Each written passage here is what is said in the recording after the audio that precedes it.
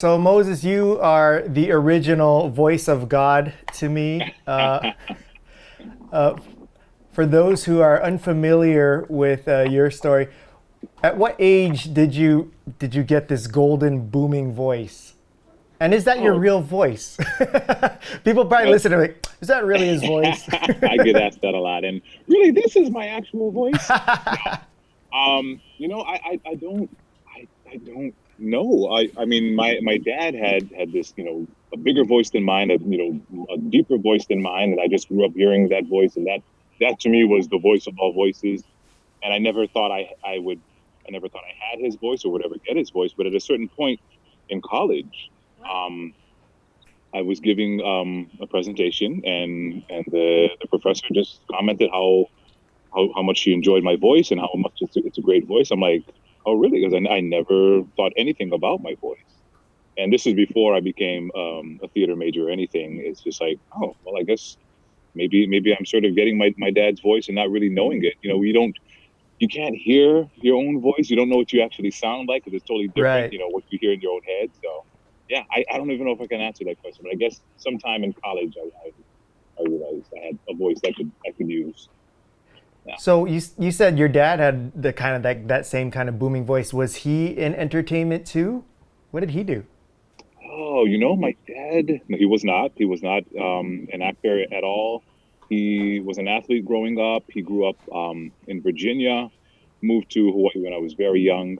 But my dad supported all of us, me and my four sisters, and my mother, and a cousin that came to live with us by um, he had a maintenance business, Kahului Safeway. He would clean Kahului Safeway parking lot every day for over 20 years. He Oh my also had gosh. his own business where he would basically do lawn maintenance for people, and that was how he supported his family for a few decades. So that's what my dad was, a hard worker, and yeah, but he was not a performer. He did go to military school, and in military school is where he learned how to speak in front of people. And I think that kind of was something that he taught to me, whether he knew it or not. I got that from him. So yeah, maybe that'll explain. You're making me think how these things happen. How did I become an actor? Well, I mean, that's kind of interesting that he has that kind of background, and then you go into performing arts, and usually, like especially from like, for instance, my background, being born and raised in a Chinese family, it's always about like work hard, become a doctor, lawyer, whatever. And if you ever hear performer or actor or artist, they're like, oh, why are you gonna do that? Or did what was your family's reaction to you wanting to get into the performing arts? So there's and let me know if the wind gets too much. It's getting windy right now. But so I stumbled onto a drama class in high school one year, my junior year, and I really liked it. I did well, but I was also an athlete, and I was kind of embarrassed to be known as a theater person, even though I love theater so much. So my senior year, I didn't do it, and then in college, I was kind of floundering around. I took another theater course in college, but never really took it seriously, and kept floundering in terms of trying to figure out a major. And then finally, after a few years, and I went to my dad. I'm like, I don't know what to do. He said, well, what are you good at? And I said, well, I'm good at the theater thing. He says, well, do that. And that really gave me permission to pursue a career in theater. He probably didn't realize that the unemployment rate for actors is 95%. I don't know if he was thinking about that or not, but basically he supported what it is that I was good at and what it is that I enjoyed. And so here I am, 20 something years later, still doing it. So you said you had four sisters. What was it like growing up in a household? And are you the oldest, or where are you in the hierarchy of the age group? I am the youngest and the Oh, that's only even harder. Yeah. it was harder and easy at the same time. I mean, I'm the only boy. I was spoiled. I'm not going to deny that I was my mom's baby. I was the only boy, so my dad gave me, a treatment that a father will give a son. So I was spoiled in many ways. Um, but also, my sisters could only take with so much, and so there was some times when they made me know that how much they didn't approve of me being the spoiled brat. But at the same time, I wouldn't change my life for anything. I loved growing up with four protective older sisters that taught me everything I know, whether they knew they were teaching me or not. Through their mistakes, through their accomplishments. I watched what they did, and I was able to figure out life just by watching them. Yeah. What are the age differences between the five of you? So the sister above me, there's about 2 years difference between us, and my four sisters. There's one point in the year that they're all 1 year apart in age, so we're Oh my pretty close gosh. together. Yeah. So my parents had all five of us, and they're like, "Okay, we're done." They didn't space it out. They're like, "We're gonna do this and then get it over with." Was it because they're just trying to get that one boy and it's like, girl, finally we got the boy. Let's stop right now. The story was at some point my dad kind of gave up, and he said, "You know what? I'm going to go for a women's basketball team." But then when I came along, he threw a party because like, "Oh, I got my son." And he wasn't expecting me, so And you said he's originally from Virginia. What brought him to Hawaii? So you were born in Virginia first and then you moved to Hawaii? yes, yeah. So we moved to Maui when I was 3, and Oh. um, basically my mom is from Maui. She's from Hana. Um, to raise a family in on Maui is very different than raising a family in Washington D.C., which is where we had moved to. So I have family from Virginia and Washington D.C., and it's a very different place if you want to raise a family. And there's no comparison when it comes to starting having a young family. A place like Maui is just kind of where you want to be, right? So that's it. A very long story short, with many many many parts of that story. That's kind of in a nutshell why we moved to Maui.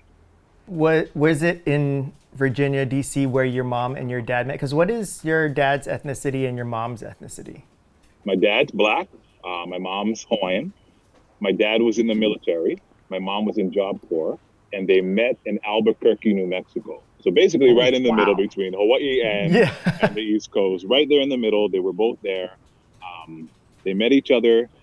Didn't necessarily like each other in the beginning. They were kind of set up on a date, and my mother was kind of she was one of the, I guess, maybe supervisor. She was in some sort of a leadership role, and so she had that mentality. So my dad found her a little bit bossy in the beginning, but that quickly ended, and they connected together. They connected really well together, and you know 5 kids later, we are. So, growing up in Maui, did you feel like you were really rooted in your being surrounded it by your Hawaiian side and learning the culture and that kind of thing?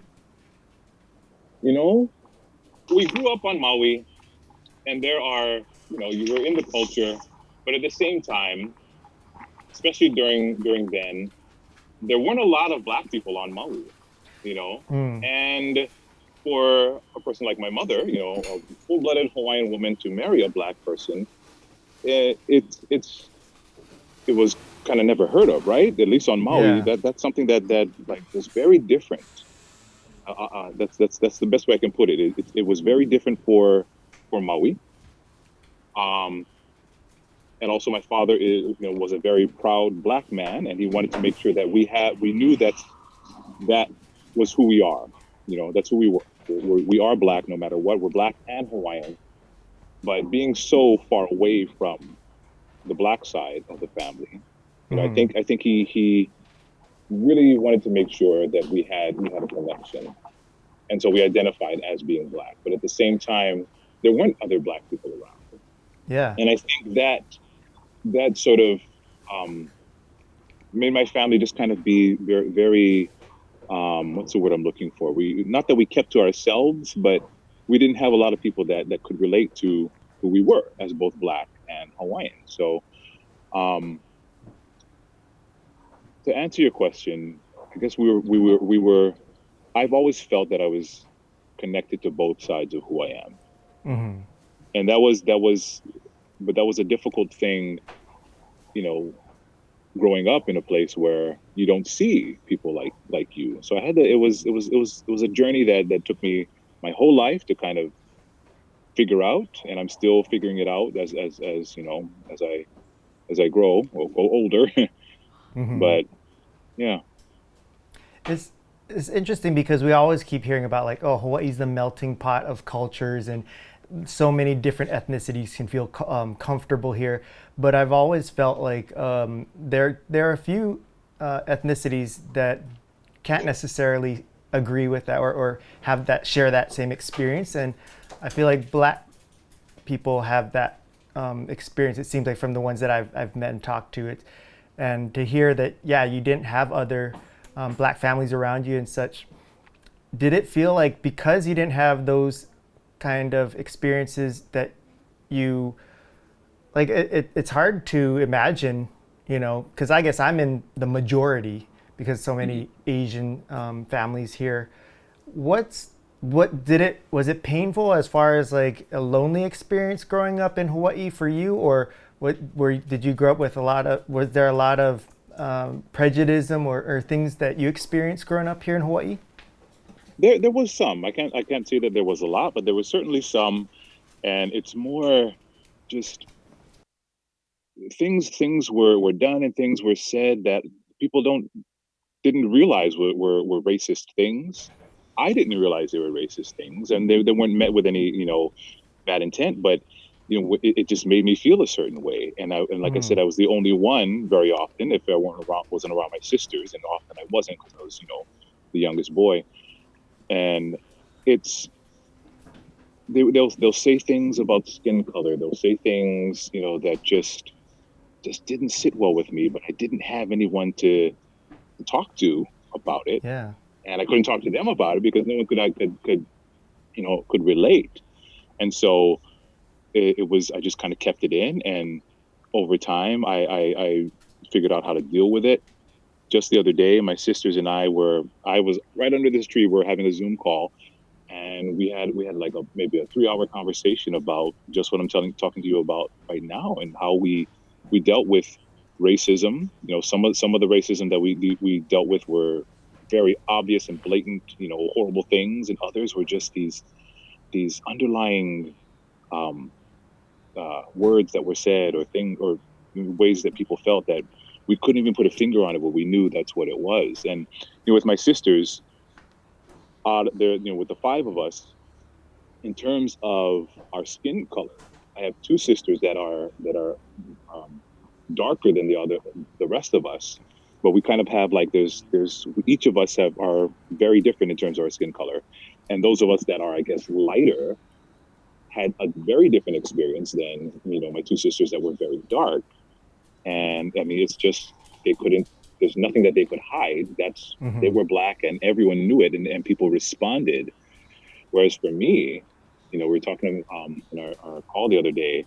I do remember a time. It's a very shameful thing for me to think about, but it's something I went through where I felt I looked a certain way, and I could get away with not telling people that I was Black.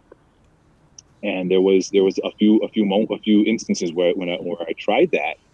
And the one time, and this is one of the best lessons of my life, and it happened when one of my teachers, I think it was second or third, I don't know, one of my elementary school teachers went around the room, and she asked all the kids to say what they were. And everyone's saying 5, 7 different things. It was such a beautiful melting pot here in Hawaii. And then it got to me, and I said, I'm Hawaiian.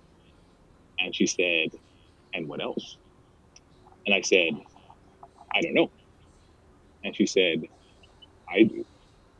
See, I didn't know that teacher went to school with my mom. The teacher knew my family. And so she knew that I was hiding something, and she didn't press it. But she looked me in the eye, and she says, I know. Basically saying, don't hide who you are. And she called me out without calling me out. And so that's something that Hmm. I remembered, for the rest of my life. That's something that stuck with me. That just don't. She did that for me. She says, you should not hide who you are. As hard as it was, I didn't want attention brought to me because I was the only Black kid in the room. And it was just an awkward thing.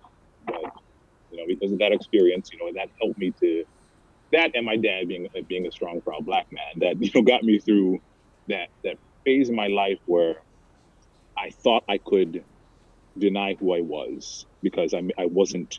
I looked a certain way. I pulled my mom's side more than my father's side. I'm like, you know what? Well, I'm going to see if I can try this, and I'm glad that didn't, last very long, and I stopped that. When you said your dad was a very proud black man, what kind of ways did you experience that, or what kind of ways did he teach you that you held on to from your experience growing up with him? Oh, he told us. He said, he would tell us things like the blacker the berry, the sweeter the juice. Things that Muhammad Ali would say, and all those things that because he knew we would face racism, and he wanted to instill in us that who we are is something to be proud of. So he just said it for what it is. You are black.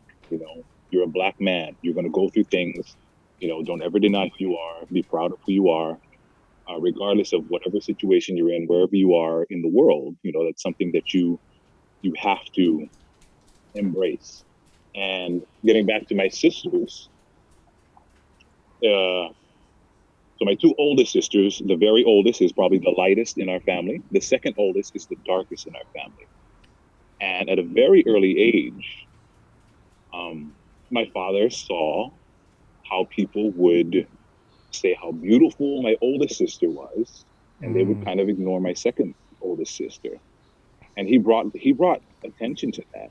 And he said, Becky is my second oldest sister. He says, I would make sure that I grabbed you as a child and I showed you love, even though others didn't, just were not inclined to do that, just because of systemic racism, right? We're geared to believe that things that people who are darker are not as beautiful, are not as attractive, are not as valued. But he recognized that from a very early age, and he told my sister, first of all, that you are loved, regardless of how anyone treats you, you are loved, and he made sure that she felt that love. How did your mom deal with it? Because I mean, while she, I'm sure, witnessed it as well, I mean, it's different when she hasn't necessarily grown up with the same experiences that your dad did, but here she has her children who are going through that. How did she help you guys deal with that, or did she at all? She supported my father. My mother loved her connection that she had with the black community through her husband and her children. And sometimes I think she wanted to be in Virginia a little longer. She just really connected with the people there, and always just let us know how much she loved being a part of the black community, even though she herself was not black. She recognized that her family is, and it's something that it's a part of who we are, and she just supported everything that my father would teach us. You're mentioning how your father had prepped you and educated you about how you are going to face racism in this life and especially in this country, and especially with what's going on right now in our country, we're hearing a lot of stories from other black families who are saying, yeah, we've been having these conversations and prepping our children. It's not something that you want to have, but it's necessary to have these conversations. Mm-hmm. How has it been? Because it seems like for a lot of people who have been either unaware or uneducated to what the American experience has been like for black families and black individuals, it seems almost like new to them, like the way they're responding to it in social media and whatnot. But it seems like, no, this is the way it's been, since the beginning of black people being here in America. How has it been for you hearing these kind of reactions and things? On one hand, I would assume it's like, oh, great, finally you're recognizing it. But then on the other hand, I'm sure you're like, hey, we've been saying this, ever since the beginning of time. Like, why only now? Yeah, it's for one thing, it's a little exhausting, but that's only because people really do want to know now. And so the exhausting part is the people that are reaching out to their one black friend, trying to understand, trying to uh, know how they should be, how they should act, and part of me, feels I need to be the educator, but part of me is like, I shouldn't have to educate you. It's all there. It's just something that people have not paid attention to. So it's exhausting in that we have to be the people to let others know um, what we've been feeling all this time, and what's the reality of the nation. But at the same time, I'm excited that people are now listening, and people now want to learn. They want to know, or I hope they do. And this movement is moving in with such a force that you know you can't not listen. So it's people are being educated. People are their eyes are being open to what systemic racism is, because some people have no clue that that's even a thing, and how deep it's embedded in the country that we live in, right? So yeah. Do you think it's fair? Like there's sometimes there's people who like when I hear that like they're like reaching out to their one black friend or to the black community, like, well, how can I help and things of that nature. And the intention sounds great, but then what it also brings to my mind is, well, it also comes from a lack of education and maybe naivety, if that's the right word, being naive. How do you Are you able to decipher between someone being unintentionally racist versus someone who has ill will and is racist in the terms of where they feel that you are less deserving, or that they want to hurt someone of another race versus someone who just, I mean, you hate to say, oh, ignorance is the excuse, but is there a difference between how you feel if you've experienced one versus the other?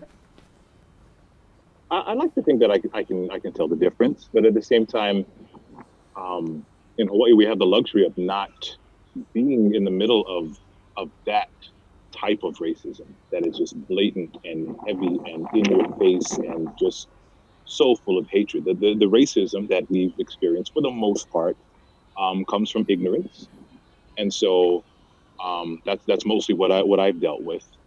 There were some people throughout my life that were absolutely just racist, and thought you can't not be able to see the difference. So yeah.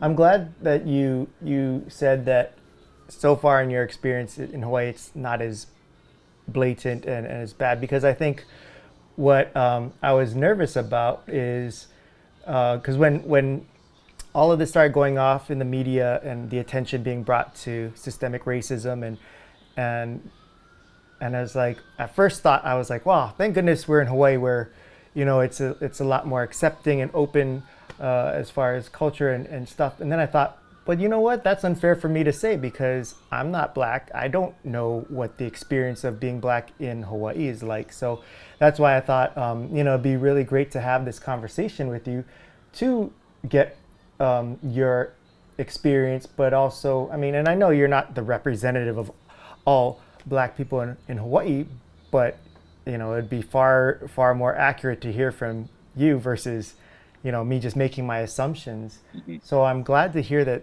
at least in your experience it hasn't been as bad as what we see in other parts of the country. Yeah. Thank you for saying that. And um, one of the things that I'm now doing with my creative work is I'm incorporating more of I guess my black side into my work, whereas most of my work up until this point has been on my Hawaiian side, because I'm in Hawaii and that's what my focus was, and I wanted to establish myself as an artist that creates work for native people here in Hawaii. But at the same time, I always had the intention of including who I am as a black person into my work. It's kind of, it needed to go in this way. But anyway, I'm saying that because one of the first things I did was to contact mostly my black friends who are artists, but a lot of my black friends that I know, just to talk about their experience. And for one thing, it's hard to say the black experience because the experience for black people is so different because there Hmm. are so few of us. We grew up in remote areas away from each other, and we had such different experiences. Some of us experienced very little racism. Some of us experienced a lot, and it was just had a really hard time growing up. Even in our own homes, like I said, me and my four sisters, we all had our own experience that was very different. Right. So being that black people only make up 4% of Hawaii's population, the experience is so varied. But Yeah. with everyone that I talk to, doing these little interviews and meetings, there's always everyone has experienced some sort of racism growing up here in Hawaii.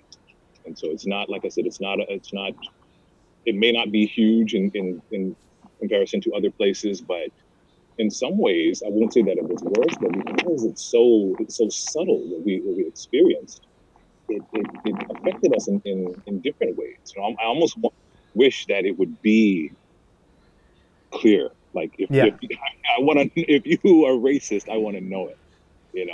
But that's not the case. There were times that people were racist and I wasn't sure about it, and they themselves didn't know because the definition of what racism doesn't.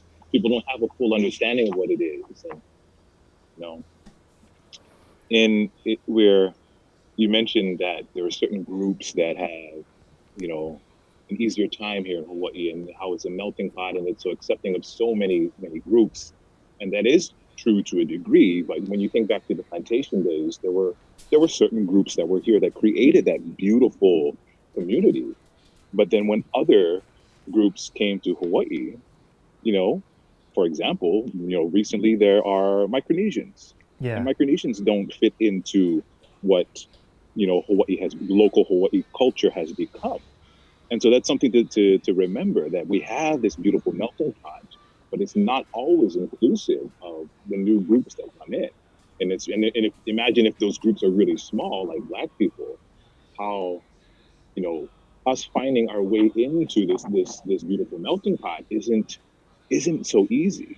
So anyway, kind of No, rambling a little that's bit. no, no, that's so true because like I think we get naive to this idea of, oh, racism isn't a big deal here in Hawaii, but you can go to the Micronesians, and then before that it was the Filipinos, and like all the new cultures that are introduced. It's always, and what I've in my studies and experiences, it seems that when you have the outsiders coming into what's already comfortable and understood, this is how life is, and then you have an alternative experience or Mhm. style, it's like, hey, hey, don't change what we're comfortable with.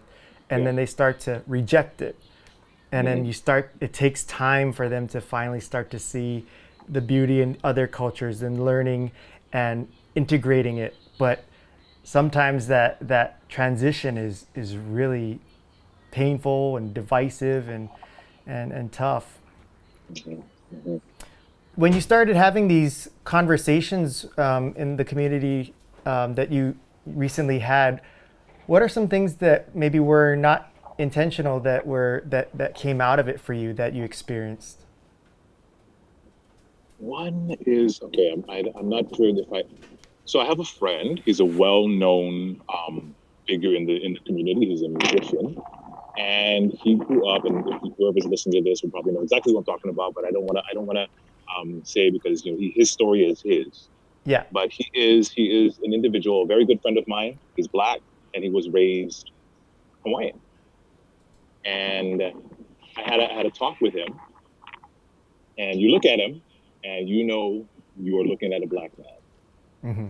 But we had dinner, and we started to talk about identity and who we are. And eventually he said, I culturally, I'm not Black. I was raised in the Hawaiian community that speaks the Hawaiian language, and for him to say that, it was something I already knew, but I just wondered how he felt about that, because this individual is sort of someone that the Hawaiian community really is very, I guess, proud is not the word that I'm looking for, but it's someone that is clearly Black, that has been fully embraced by the Hawaiian community, and it's a beautiful thing. But at the same time, I wonder how, had he identified as Black, how much he would be embraced, if that makes any sense. This person is embraced because basically culturally he is Hawaiian. He's not culturally Black, or he didn't grow up culturally Black, and so there's a difference, right? And so it's just not. It was just really, really nice for me to have this conversation with my good friend. Mm-hmm. They're really eye opening, and just makes you think about, okay, what, when we're accepting a people, what how fully are we accepting them? And I'm not saying, I'm not giving an answer, but it made me think, what does it mean to fully accept the person culturally, and and all of that. I don't know if I'm making any sense here, but it was just a very enlightening conversation that I had with my friend, who is, he's Black, but culturally he's Hawaiian, and what that means um, to the community in terms of acceptance. It almost seems like, I mean, there's always, silver linings in situations, and we don't want to take away from the seriousness of what's going on. But if you were to be able to look at some silver linings that have come out of the last several weeks incidents, like being able to have these conversations sounds like, one of the silver linings that you can get, because had this not gone on, I don't know if you would have felt compelled to have these heart to hearts with your friends. Not in the depth that we've been having them.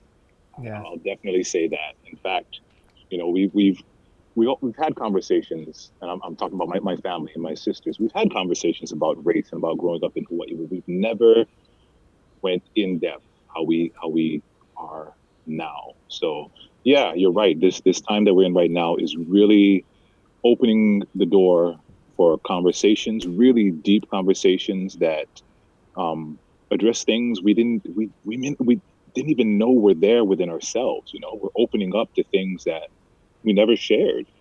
And that's me with my family. So when in the bigger scope, with the people around me that are not connected to the Black community, and now have this window, this opportunity to really make a connection, get an understanding. It is an exciting thing.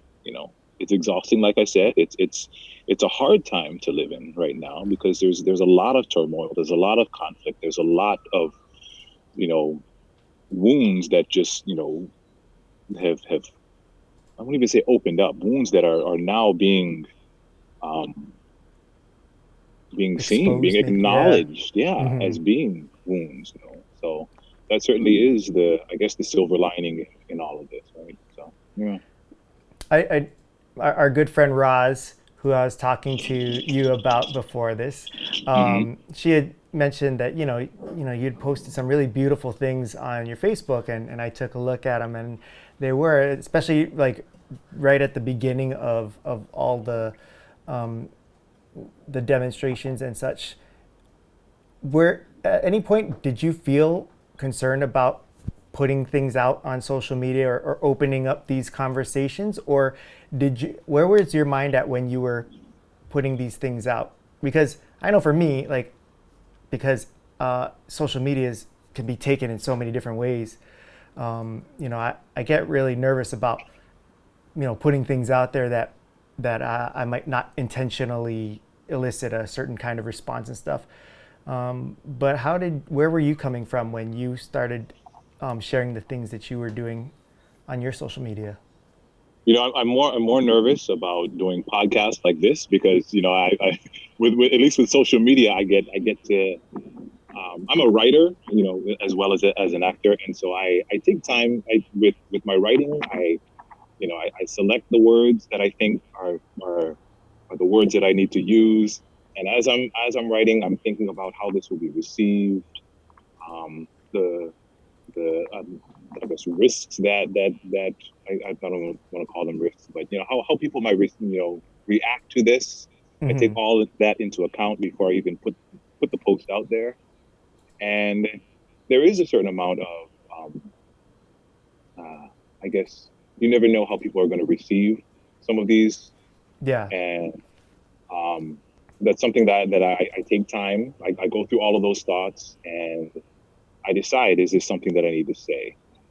And when I press that post button, that I have decided, yes, I do need to say this, regardless of how anyone may receive this. This is something that I feel needs to be said, and I don't take anything back. And in this particular moment in time, there are things that I think will help people to understand what's happening, because especially when it first started with all the riots and everything, people could not understand why this was happening. People saw the violence and could not see anything else. They could not see the reason why all of these things were happening. The 400 years of violence that people have faced and continue to face, Hmm. that systemic racism has kind of hidden. I mean, Yeah. that's what it is, right? It's something that you you don't want people to know that that's what's happening, so you Yeah. hide it, but it's there, and it's been there, and it's been people have been bleeding for hundreds of years now, and we live in a comfortable world, country, or at least we did for a little while, where sorry, no one wants to hear that. No one wants to think about that. They want to live their comfortable lives. But right now, we're at a time where we're very uncomfortable, and Yeah. we need to be uncomfortable for a little while, so that people can know that there are some people in this nation that have been uncomfortable for 400 years. And you need to know that you need to face that. And so when I make these posts, I try to find ways to get people to understand that, to realize why the protests are happening, why the riots have happened. No one wants riots, no one wants violence, but one of the things I posted was what Martin Luther King himself said. And in a nutshell, it's basically, riots are the language of the unheard. Hmm. And because people are, there a lot of people are quoting Martin Luther King as being the peaceful Yeah. person, and yeah, of course he did preach that, but he understood what riots were. And I think everyone should understand why they were happening. It's not that people want to loot and destroy things. Maybe some people who kind of are feeding into that are I know they're kind of just jumping on the bandwagon, not understanding what the riot really is. Yeah. That's a different story. But these riots, they happen for a reason. And, Hmm. people need to understand what that reason is, and we need to make the change so that those riots don't need to happen.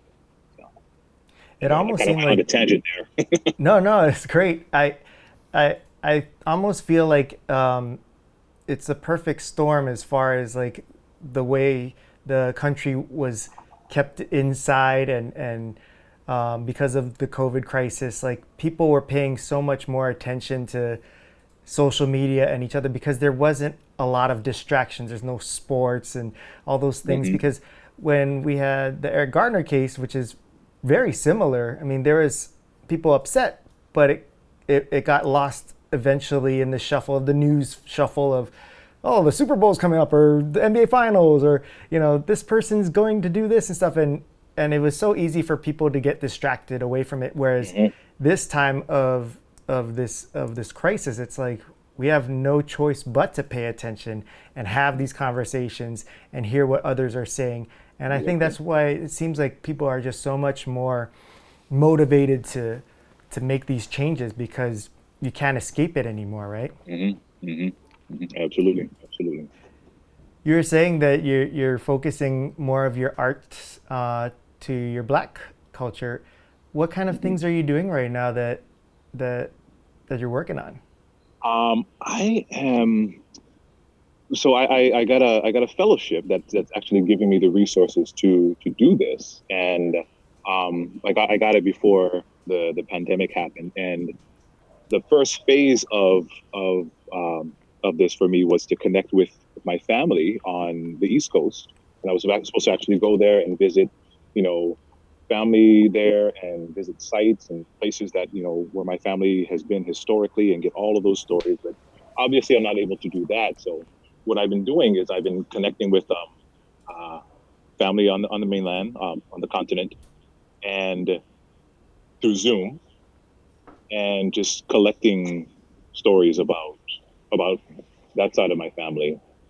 And already there have been some really incredible, for me, mind blowing stories that I've already gotten, and I've only just begun. So I'm finding out basically who I am on my dad's side in terms of my connection, you know, to family and the history of who we are as a family, and it's pretty exciting.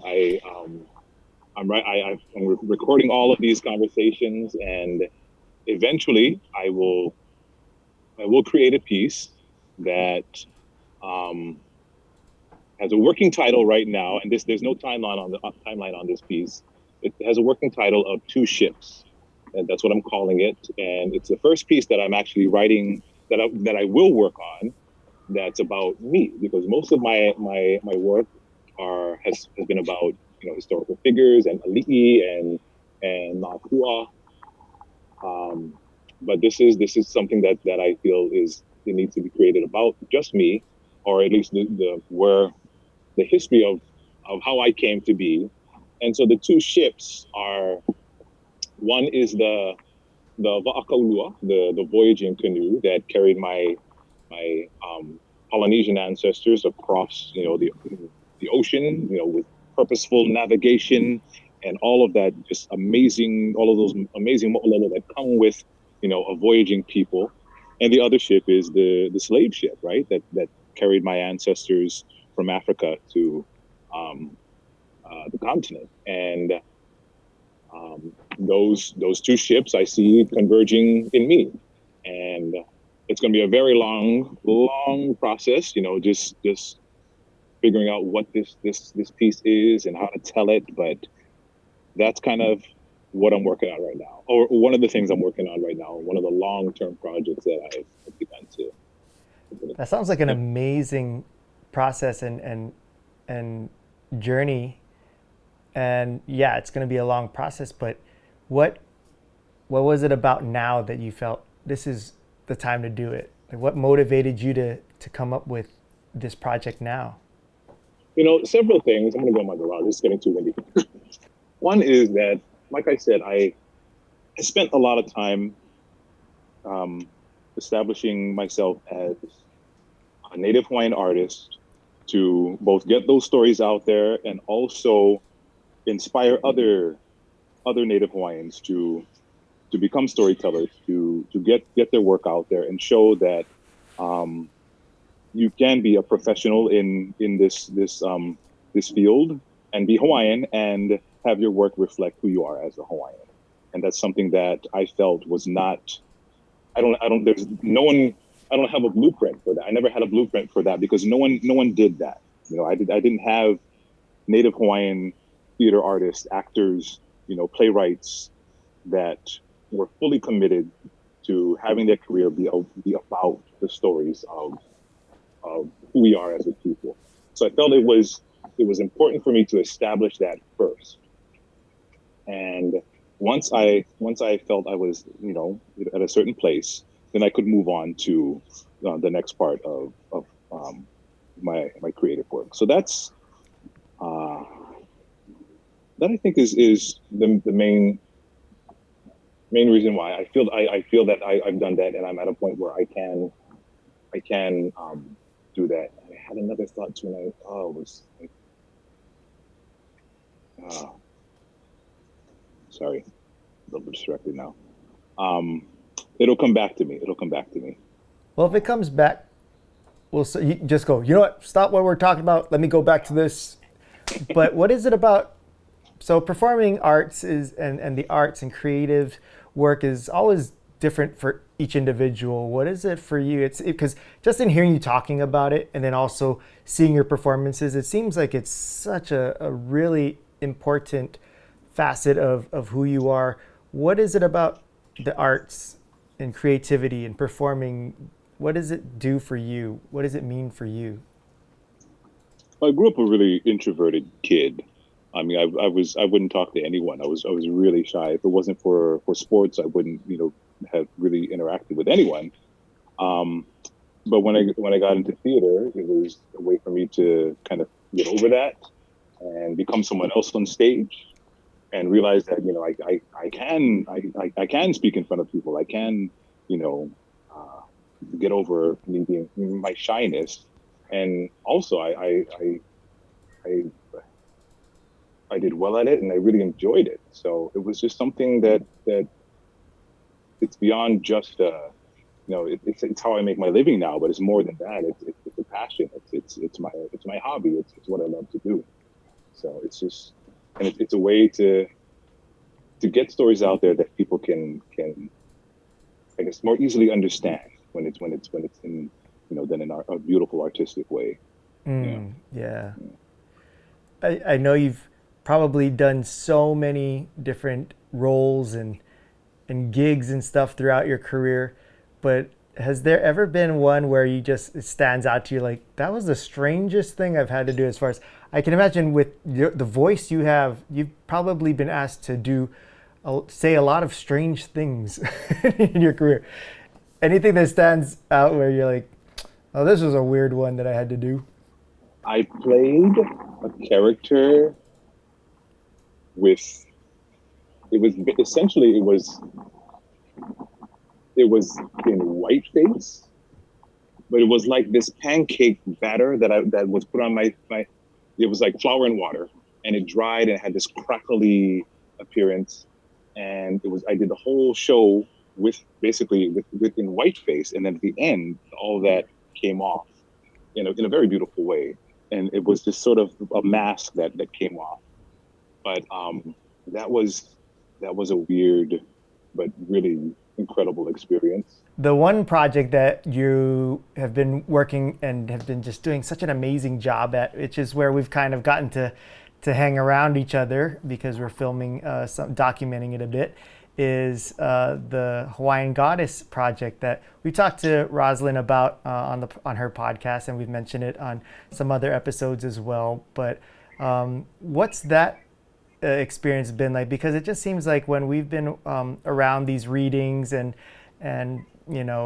rehearsals and such, as they're building and creating this script, it's unlike anything I've ever seen, and it seems like there's just so much more of everyone who's involved in it is very connected to it in a personal way where it seems special and unique. It's not just a show. It's like a way to connect to history and culture and stuff. What has it been like for you being on this project so far?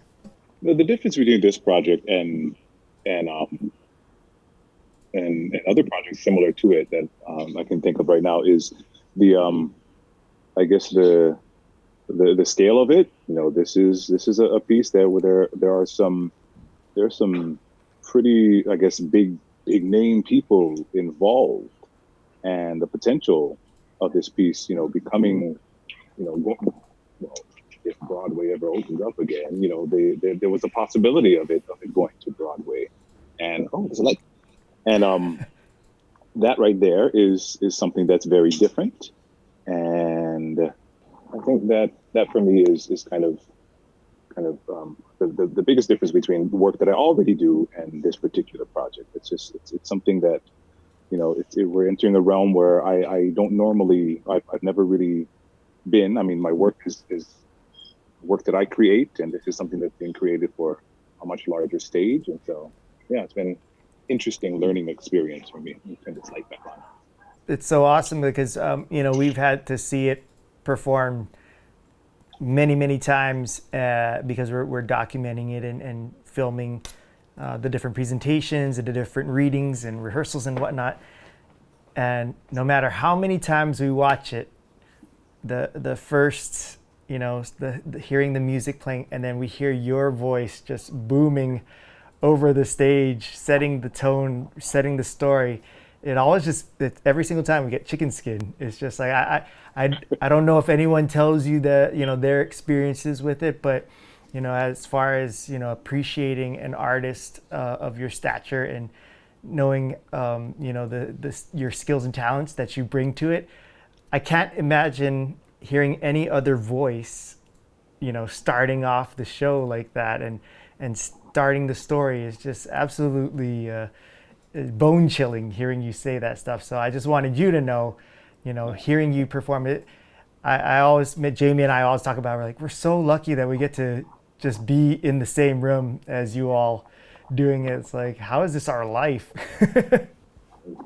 Another thing about that particular piece is, it's an opportunity for me to continue to do what I committed to do, and it's tell the stories that I tell with with excellence, right? Because this is a story that depending on where it goes, it could really reach a lot of people. But it's also a story that's very sacred to us as Hawaiians, right? It's the story of Pele and Hi'iaka, and so it's there's a lot of it's a big it's a it's a big responsibility to tell that story well.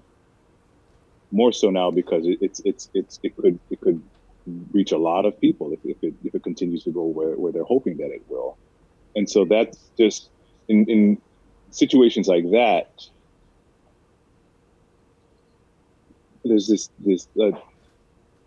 I want to do more to do well, to make sure the story's told well.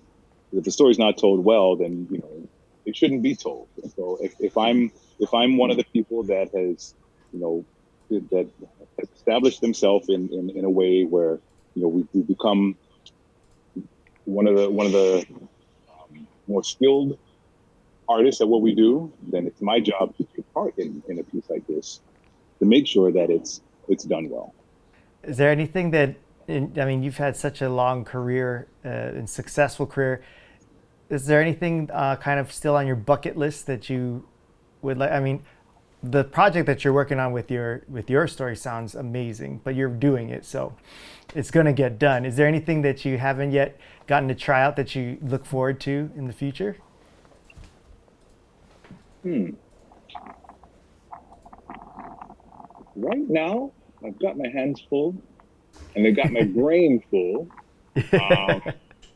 So I don't even know if I can answer that right now. I've always been a dreamer, and I still am.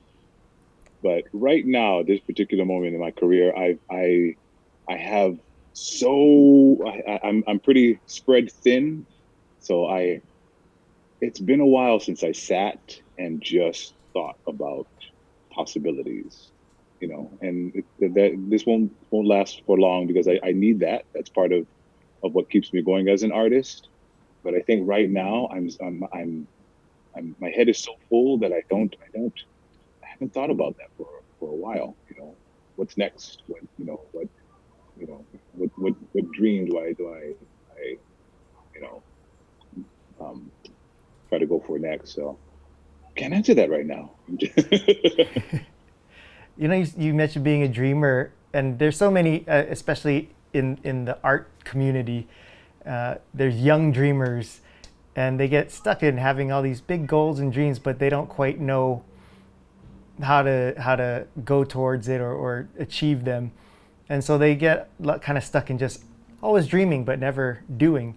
How have you transformed or translated your dreams into doing? Like, what if you could give one piece of advice through your experiences of how you were able to do that? What worked well for you? To keep at least one foot in reality. One of the first things, or one thing that I learned early on, and I don't know who told me this, but the part I told you before about the unemployment rate for actors being 95%, and that's real, and I never forgot that. And as I was dreaming, and I continue to dream, I still think about that reality, So just, and I don't just only dream and just, make things, just hope things happen. I think about how I can get to the next place, towards that dream. And part of that is making sure that my heads aren't only in the dream world, right? But making sure that I know the reality of the situation that I'm in. Yeah. That's awesome. Well, I can see the sun is finally setting. But this has been so awesome. I'm so grateful that you took this time. I know like you've been very busy, so to be able to take out this time just for us, it really means a lot. So thank you so much for doing this. Thanks for having me, Nolan. Can you do me one favor? What? Can you say in your big godly voice, thank you for hanging out with Nolan Hong? Thank you for hanging out with Nolan Hong. Oh, man, chicken skin. Oh, your check is in the mail. Moses, thank you so much. This has been awesome. Really appreciate it. And I can't wait to see, your project, especially the one with your personal story come to life. I can't wait to see that. So thank you for sharing all of this with us. Thank you, Nolan. And make sure you cut out all the crappy parts in this interview. There are many. No, it Make was me awesome. look good. Yeah. Well, I don't have to work too hard on that. You look great already. All right. Thanks, Moses. Thanks, Nolan. Appreciate it. Aloha.